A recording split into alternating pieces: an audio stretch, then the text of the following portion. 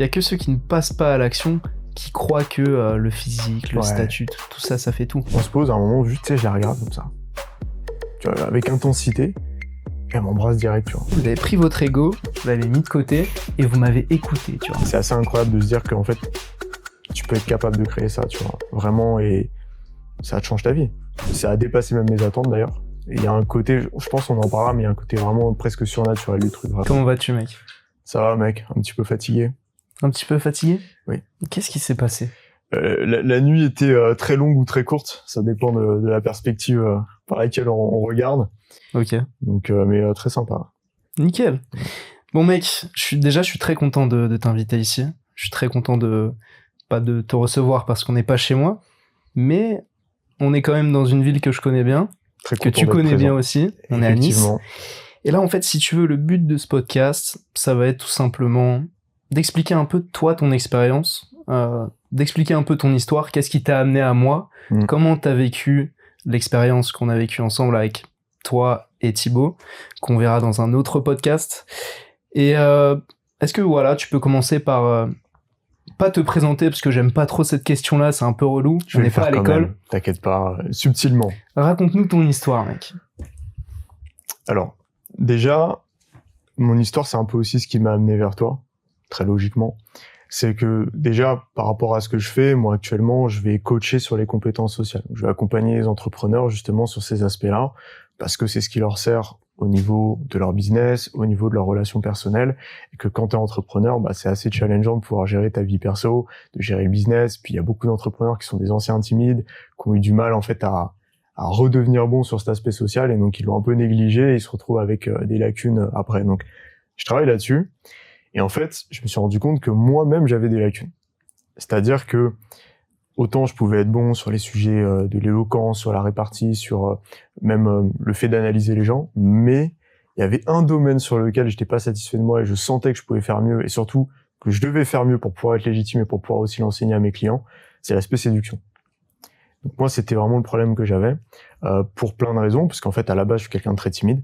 Et donc j'ai grandi avec cette timidité, avec le fait que du coup j'étais un peu à l'écart par rapport aux autres, voire totalement à l'écart. Hein. J'étais le gamin tout seul dans la récré, tu vois.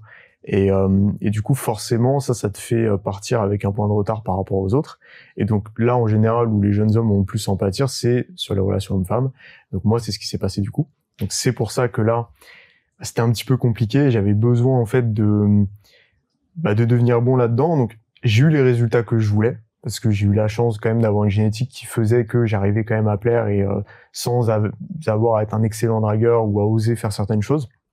Donc j'arrivais toujours à avoir une copine, une bonne relation, ça se passait bien, j'étais content.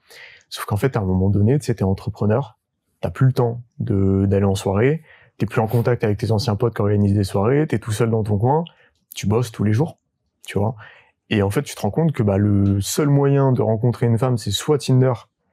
Mais je sais pas pourquoi, moi, ça marchait pas.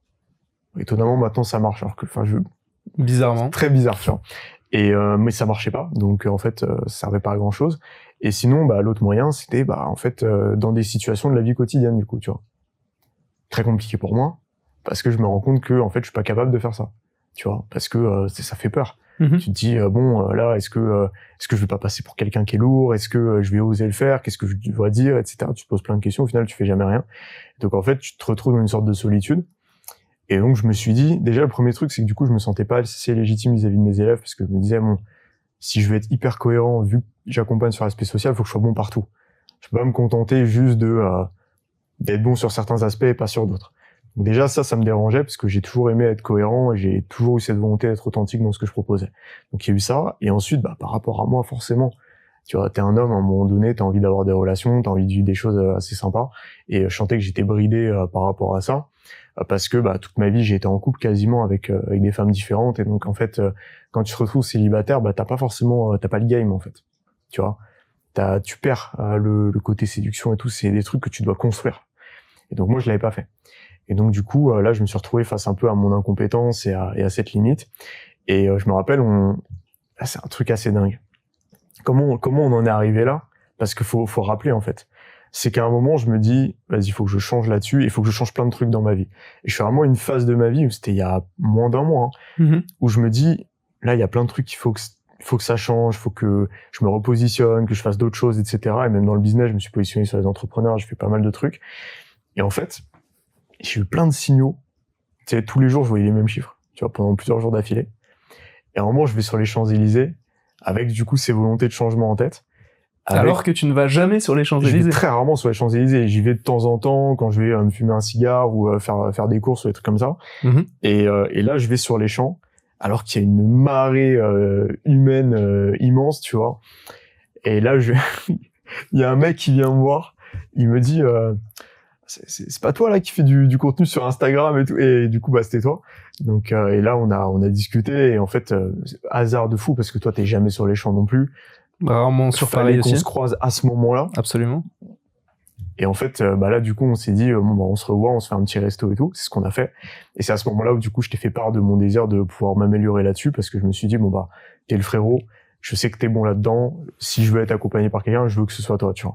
Et donc, tu m'as dit, écoute, je t'ai demandé, je t'ai dit, est-ce que tu serais chaud de refaire une immersion? Parce que je sais que toi, t'es un peu mis en pause parce qu'il fallait que tu te ressentes sur toi. Peut-être qu'on en parlera d'ailleurs. Absolument. Et en fait, moi, je suis un peu venu en mode, est-ce que tu pourrais alors mettre le couvert là, juste là comme ça exceptionnellement. C'est un peu comme dans les films quand t'as le héros qui est à la retraite et t'as les services secrets qui vont le chercher dans sa cabane là, tu vois, c'était un peu ça. On était un peu là-dedans. Et en fait, du coup, tu m'as dit ouais, let's go. Tu m'as dit voilà, c'est temps. J'ai dit vas-y go, on fonce, tu vois. Et après du coup, j'ai prévenu Thibaut et Thibaut il m'a dit je suis hyper chaud, on le fait ensemble. Et donc c'est comme ça qu'on en est venu à bosser ensemble du coup. Et ouais, 100%. Ouais, parce qu'il faut savoir que moi, du coup, j'ai enseigné les relations hommes-femmes, l'aspect séduction, l'aspect approche à froid, en fait, surtout, finalement, pendant quasi 3 ans.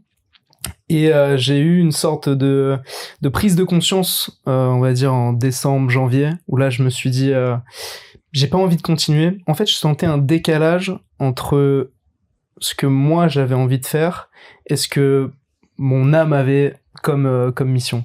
Donc je me suis senti en décalage et je me suis dit ok, là je peux pas continuer comme ça. Donc j'ai pris un gros recul, on va dire. Donc j'ai voyagé pendant quelques temps et en revenant sur Paris, effectivement, je croise Mathieu. Alors je ne vais jamais sur les Champs-Élysées non plus, c'est ce qu'il faut savoir, parce que ce jour-là, j'étais avec mon ami Martin pour aller acheter un ordinateur à mon grand-père.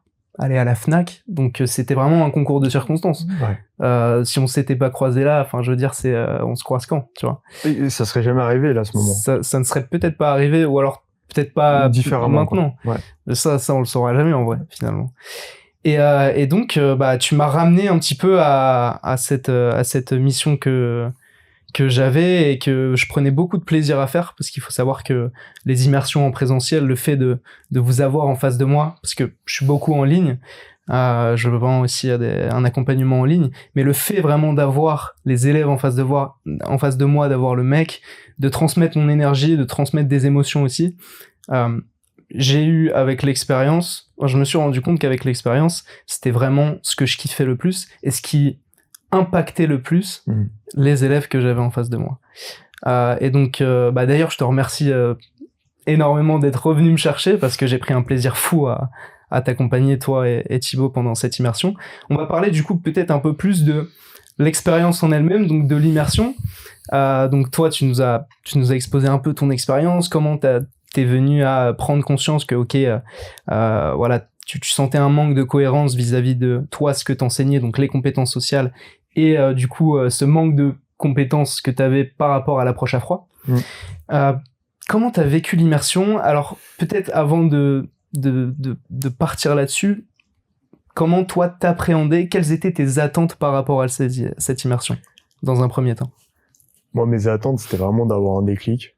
Je me suis dit, en fait, j'avais conscience du fait que j'avais un potentiel, mais j'avais conscience du fait que je me sabotais, parce que j'avais pas mal de croyances limitantes, parce que, tu sais, je me trouvais peut-être des excuses sur certains aspects. En tout cas, pendant un moment, je m'en suis trouvé.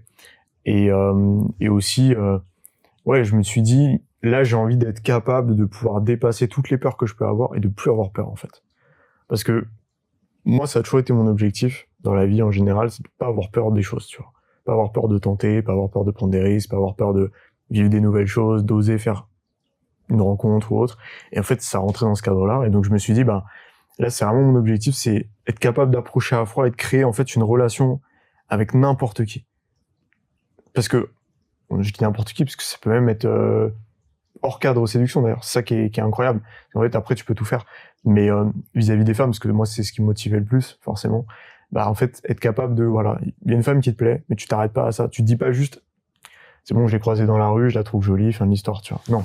Tu te dis, mais en fait, qu'est-ce que je peux créer avec cette personne, tu vois. Et du coup, être capable de ça.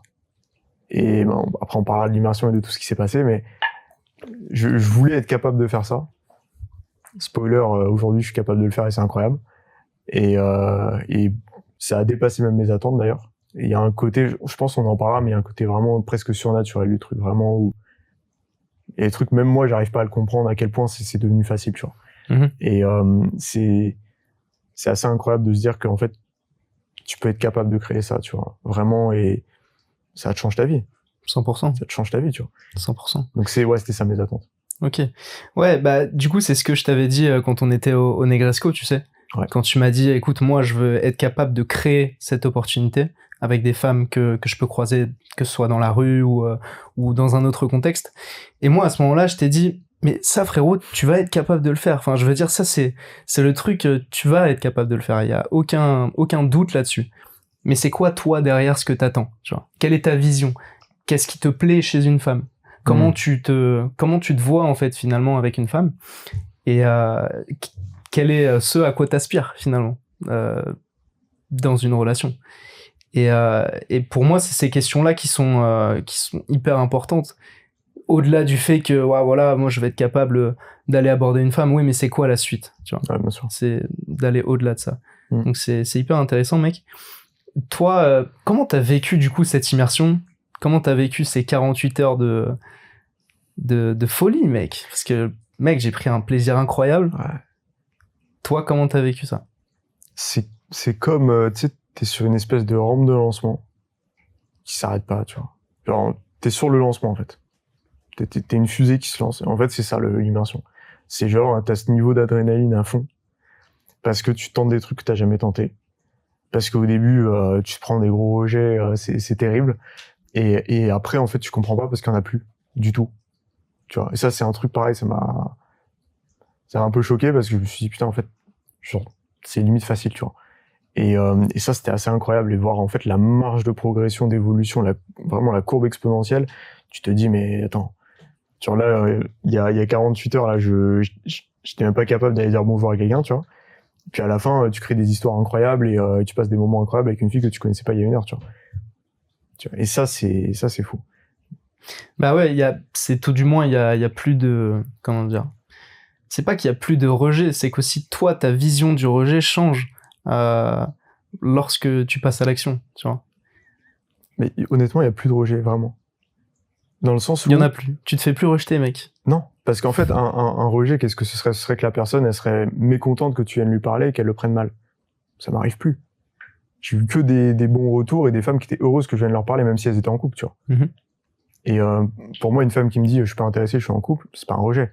C'est qu'elle est pas intéressée parce qu'elle est en couple, et c'est normal, tu vois. Mm-hmm. C'est pas ça un rejet. Un rejet, c'est quelqu'un qui l'a mal pris et malheureusement qui a passé une mauvaise journée à cause de toi, tu vois. Et ça, c'est autre chose. Mais ça, à la fin, en fait, quand tu sais le faire et que t'as la bonne énergie, que t'as une intention qui est pure, les gens, ils le ressentent, tu vois. C'est si t'y vas en mode, gros dragueur, comme ça, avec une espèce de posture, en n'étant pas toi-même, en forçant certains aspects et tout en ayant des peurs et en n'étant pas confiant, bah forcément la personne elle va mal le prendre et par réflexe en fait, c'est instinctif, elle va se protéger. Et alors que quand t'es sincère et que t'es authentique, bah en fait ça se passe hyper bien, tu vois. Vraiment. Trop cool, mec. Moi j'avais une question du coup, c'est quoi toi le moment, ou les moments qui t'ont le plus marqué pendant cette expérience? Je pense que c'est en fait le moment où j'ai eu un déclic, où j'ai compris qu'en fait tout était question de vision, de perception de la réalité, de frame en fait, de cadre, et de la manière que t'as en fait de le transmettre aux autres. C'est-à-dire qu'en gros, le gros déclic que j'ai eu, c'est quand j'ai compris qu'en fait, quand moi j'étais persuadé que ça allait bien se passer, qu'il y avait toutes les raisons du monde pour que ça se passe bien, bah c'est ce qui se passait. Et en fait, c'est ça que je trouve incroyable dans les rapports sociaux en général, notamment dans la séduction, parce que ce qui est bien avec la séduction, c'est que tout est exacerbé, c'est pour ça que ça me plaît aussi. Bah en fait, tu as une vraie dimension énergétique, presque spirituelle, tu vois. En fait, quand t'es vraiment à un niveau de conscience qui est élevé, un niveau d'énergie qui est élevé, et que t'es sûr à 100% de ça, que t'as pas de doute, et que c'est normal, ça marche. Et il y a aucun moyen que ça ne marche pas, en fait. C'est ça qui est incroyable. Et c'est comme si, en fait, tu crées une vision, un cadre qui était tellement fort et tellement intense que la personne, elle voulait par-dessus tout le suivre. Ça, c'est le truc qui m'a marqué, parce que quand j'ai réalisé ça, et la facilité, entre guillemets, parce que c'est pas facile de développer ce cadre, mais une fois que tu l'as, c'est facile de l'exécuter, tu vois.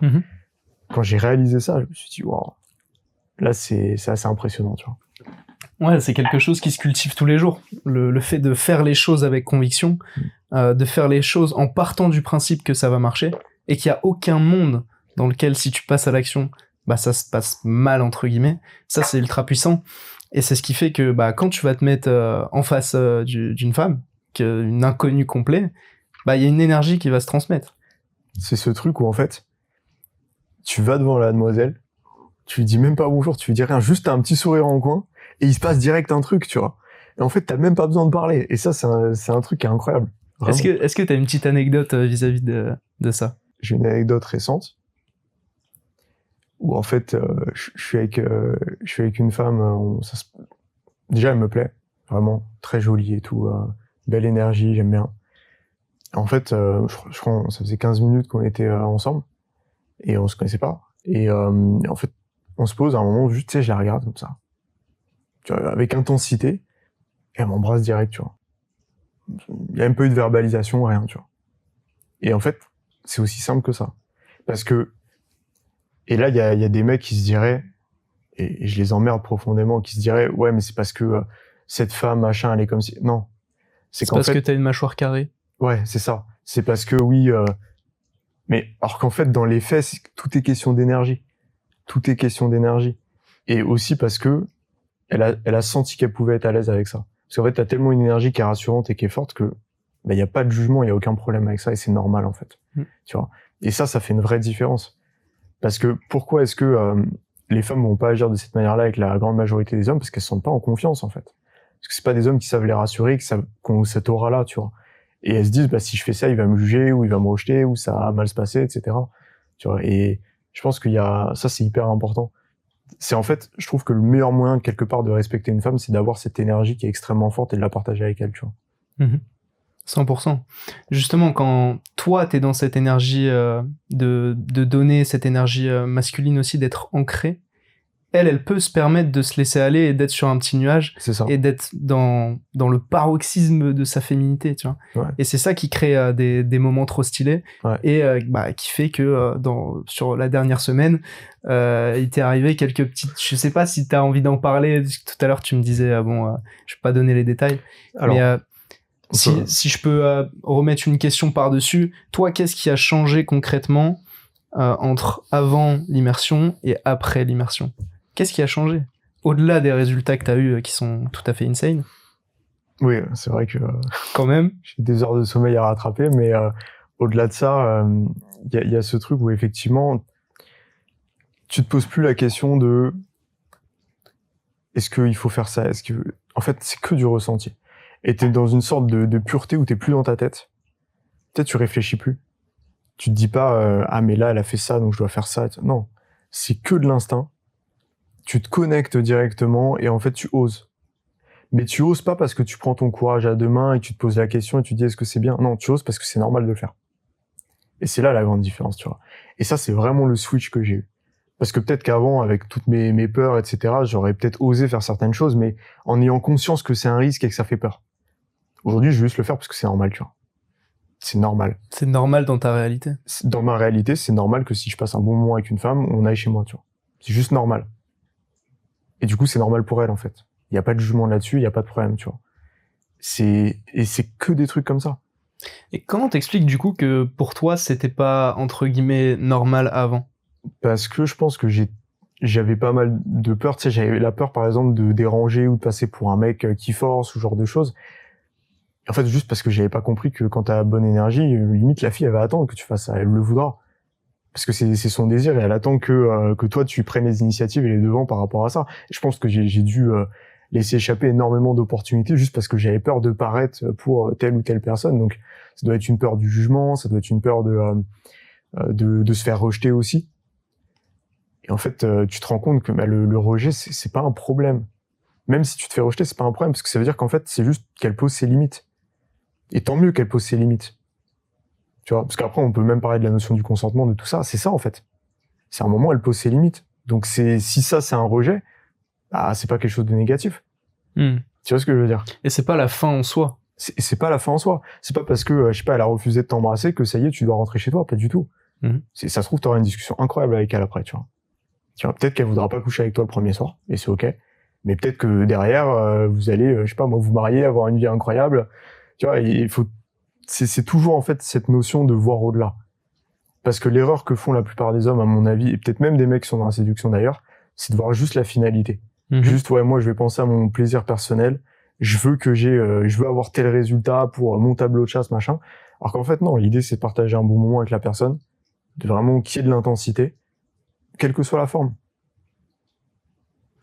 Ouais, c'est le piège un petit peu dans lequel moi je m'étais rendu compte que j'étais tombé. Ouais. Finalement, de par mon métier et de par bah voilà, le fait que j'avais envie d'apporter des résultats à mes élèves, d'avoir le plus de références possible, d'être dans la performance, je me suis rendu compte que finalement j'étais devenu un peu un archétype, pas un archétype mais une caricature de moi-même, qui m'a éloigné énormément de moi-même. J'ai laissé un peu d'amour-propre finalement s'échapper de ça.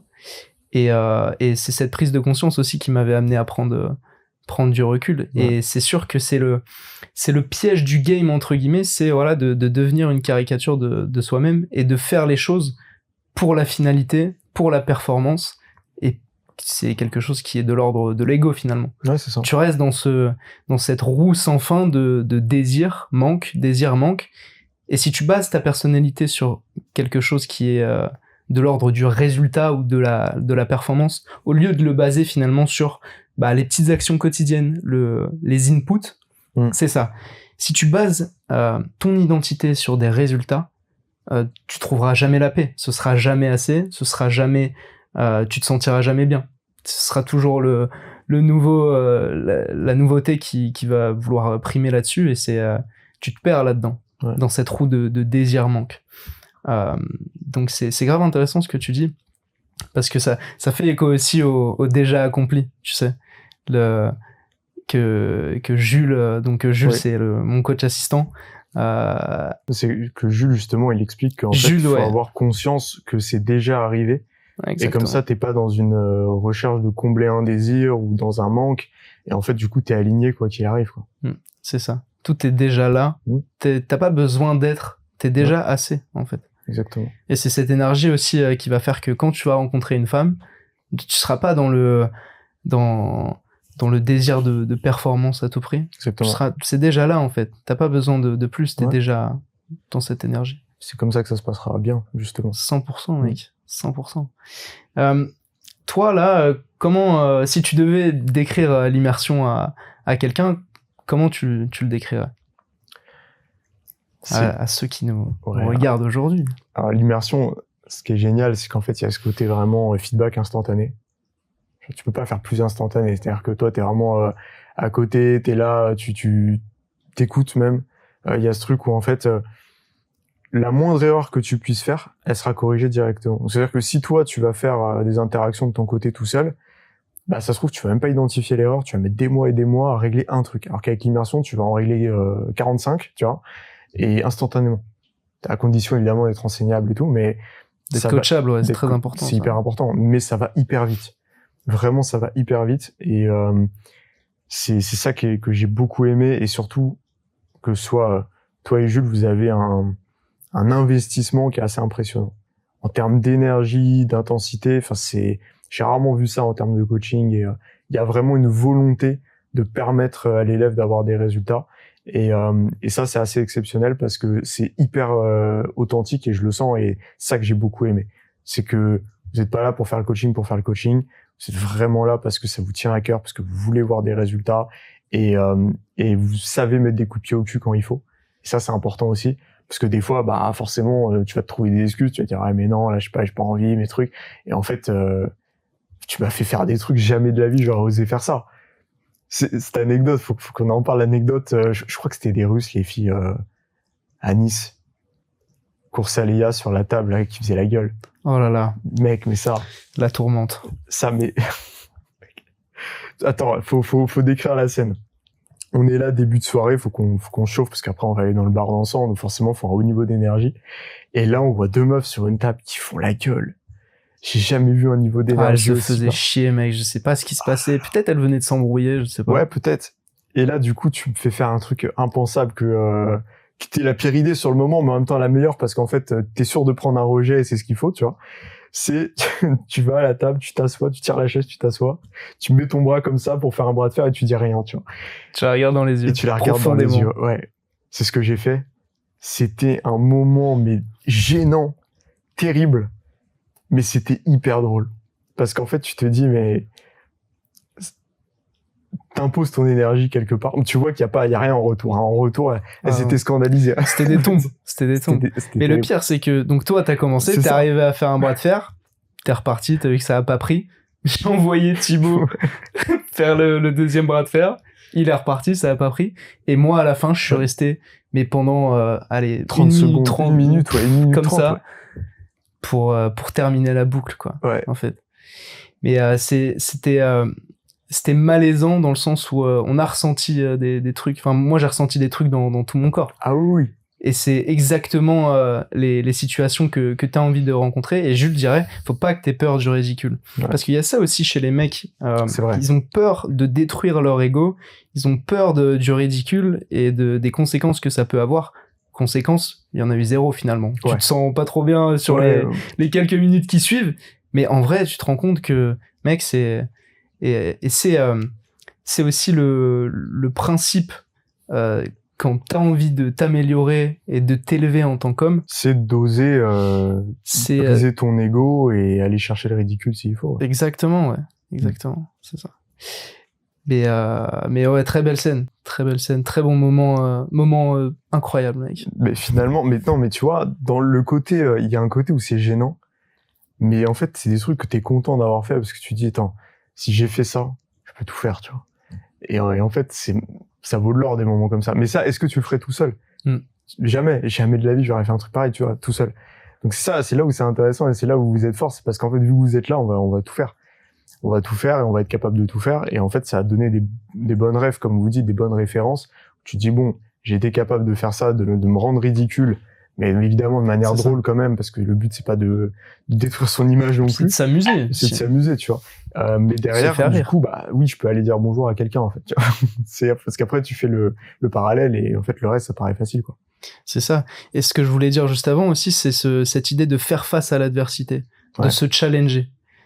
Et se challenger, ça implique de mettre son ego de côté et d'être ok avec le fait que bah ça va pas marcher ou alors que ça va détruire une certaine image de toi que tu t'es construit, mais qui finalement n'est pas toi. Tiens.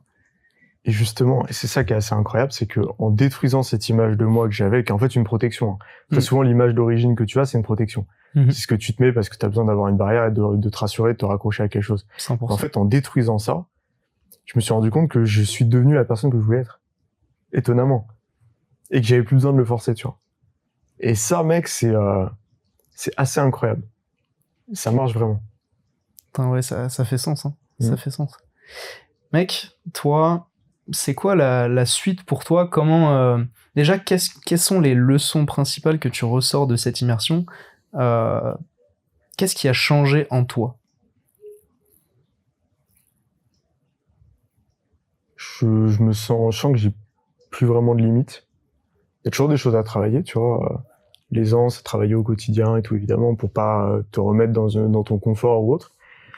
Mais je sens que j'ai cette capacité incroyable de pouvoir créer du lien avec n'importe qui, que ce soit une belle femme, comme un groupe, comme peu importe, tu vois. Et en fait, dans n'importe quel moment, et de faire en sorte que, quel que soit le contexte, je puisse faire en sorte de créer quelque chose, tu vois. Ça, c'est assez incroyable. La puissance du cadre, du fait qu'en fait, tu peux littéralement influencer ta réalité comme tu le souhaites, tu vois.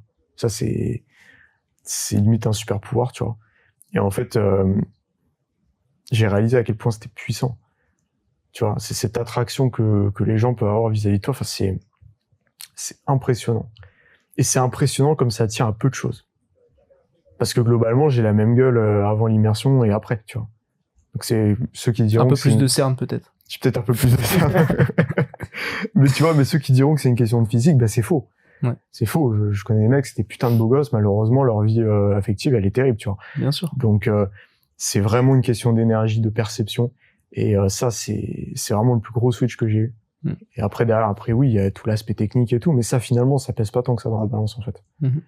100%. Il y a que ceux qui ne passent pas à l'action qui croient que le physique, le statut, tout ça, ça fait tout. Mais ils espèrent se dire, je vais bosser sur mon physique, comme ça, j'aurai pas besoin de faire d'efforts, tu vois. Ça les rassure. Ça les rassure. Ou même, je vais faire de l'argent, comme ça, les femmes viendront parce que j'ai de l'argent. Oui.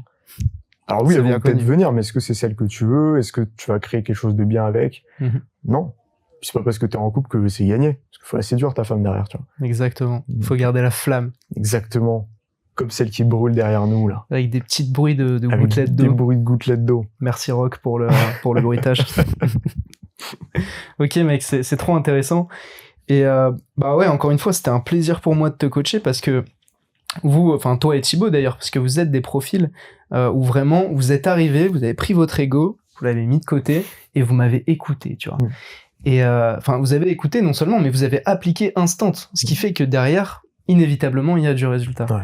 Et ça, c'est magnifique pour moi parce que c'est avec ce genre de profil et bah forcément le profil plus entrepreneur, donc qui ont déjà fait un travail sur eux, donc sur le produit, mais qui manquent voilà de certains codes, d'une certaine méthode vis-à-vis du marketing, donc comment se vendre finalement. Donc ça, ouais, c'est incroyable. On a encore débriefé avec Jules, je l'ai eu au téléphone avant-hier, il m'a dit mais mec, mais quel plaisir de coacher ce genre de profil. Donc ça c'est trop stylé. J'aimerais enchaîner sur toi. Là, c'est quoi les prochaines échéances pour toi? Si tu as envie de partager un peu ce que tu fais, toi, de ton côté, d'un point de vue professionnellement. Ok. Prochaines échéances, bah là maintenant, c'est de vraiment m'axer beaucoup plus sur les entrepreneurs. Parce qu'en fait, je pense qu'on est arrivé à peu près au même constat, toi et moi, c'est que on est face à des mecs, tu sais, qui ont des vies incroyables, qui ont un mindset incroyable et tout, mais en fait, sur l'aspect social, ils sont bloqués. Toi, ta zone de génie, du coup, ça va être la séduction, donc c'est pour ça que tu t'axes là-dessus et c'est hyper cohérent et c'est trop bien, tu vois. Et moi, du coup, bah, ce sera plus l'aspect social de manière plus large, parce que c'est ce que j'ai toujours fait et que c'est un truc qui me plaît, que je suis un grand passionné de psychologie humaine, tu vois. Et en fait, ouais, là, ça va être de vraiment pouvoir aller chercher beaucoup plus de monde dans la mission. Il y a déjà plus de 70 personnes, donc c'est cool, mais là, on va aller chercher encore plus de monde et des bons profils, parce que ce qui est bien, justement, avec ces diamants bruts, parce que tu t'en parlais comme ça, c'est qu'en fait, t'as déjà un joyau entre les mains. Le mec, tu peux en faire une machine de guerre, que ce soit sur l'aspect social, mais même dans son business, d'ailleurs, parce qu'après, il y a une répercussion sur tout, tu vois. 100%. Et waouh, ça, c'est vraiment là ce que je suis en train de développer, du coup, à côté. Et puis après, vivre plein d'aventures complètement folles. Là, je pense que je vais me barrer en France, dans la forêt, pendant quelques jours, avec un pote de l'armée, là, ça va être cool. Mode ermite. En mode ermite, exactement, mais on va filmer en même temps. Donc, ça va être cool, ça va faire du contenu sympa. Donc, mais globalement, il y a un truc que j'ai envie de dire aussi par rapport à l'immersion, c'est que ça a déjà changé ma vie. J'allais dire ça va changer ma vie. Non, ça a déjà changé ma vie. Jamais de ma vie j'aurais eu la semaine que j'ai eue suite à l'immersion. Je parle même pas de pendant, je parle d'après, en fait. Tu vois, parce que pendant, c'est une chose, vous êtes là, donc c'est plus simple. Mais je parle même d'après. C'est que, mec, l'impact, il est instant. J'ai des problèmes d'organisation. Ah, t'as ce genre de problème. J'ai ce genre de problème, tu vois. Bienvenue dans le club, mec. C'est cool. Je vais te filer un setter. Ça va. Il me faut une secrétaire, là. Bah ouais, au bout d'un moment, mec. Je sais pas quoi te dire, mec. Encore une fois, c'était vraiment trop un plaisir pour moi. Et toi, juste avant qu'on conclue, toi, c'était quoi, du coup, qu'est-ce qui s'est passé concrètement en termes de résultats pendant l'immersion? Qu'est-ce que t'as fait? Qu'est-ce que t'étais pas capable de faire avant? Donc t'en as déjà parlé un peu, mais qu'est-ce qui s'est passé concrètement pour plonger un petit peu notre auditeur dans le bain, quoi? Est-ce que t'as envie d'en parler? C'est ça aussi. Je vais en parler de manière succincte, mais en gros, déjà le fait de aussi facilement pouvoir partir en date directement avec une fille, tu vois. On parle pas juste de prendre un numéro, tu vois, genre tu pars en date, tu passes l'après-midi avec elle, c'est trop bien, tu vois. Après, elle se pose à l'appart, c'est chill, tu vois. Par exemple. Voilà, par exemple. Le fait d'aussi facilement pouvoir créer du contact et revoir la fille après, parce que du coup, j'ai pris pas mal de contacts et tout. Ça, c'est cool. L'énergie que tu partages, qui est incroyable. Ouais, tu vas, je sais pas comment expliquer, mais c'est comme si toi, tu vas donner le meilleur de toi-même en termes d'énergie, tu reçois le meilleur en retour. Ça crée une sorte de boucle vertueuse où tout le monde est content et c'est trop bien, tu vois.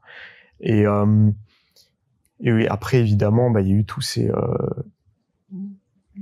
ces expériences par la suite assez incroyables. Et en fait, la facilité de ça, la facilité de la connexion humaine quand c'est bien fait et quand c'est pur, tu vois. Et quand t'as les bons codes aussi. Quand t'as les bons codes. Parce qu'en fait, sans ça marche pas. Tu vois, c'est parce que t'as les bonnes... Je vais pas parler de technique, parce que c'est pas une question de technique. En vrai, de vrai, je crois qu'on a quasiment pas parlé de technique, en vrai.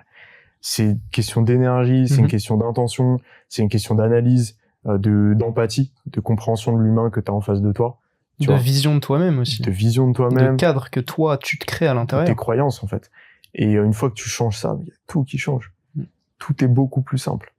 Tu vois. Et non, mec, c'est impressionnant. Vraiment. Insane, mec. Trop stylé. Est-ce que j'ai une autre question pour toi? Ouais.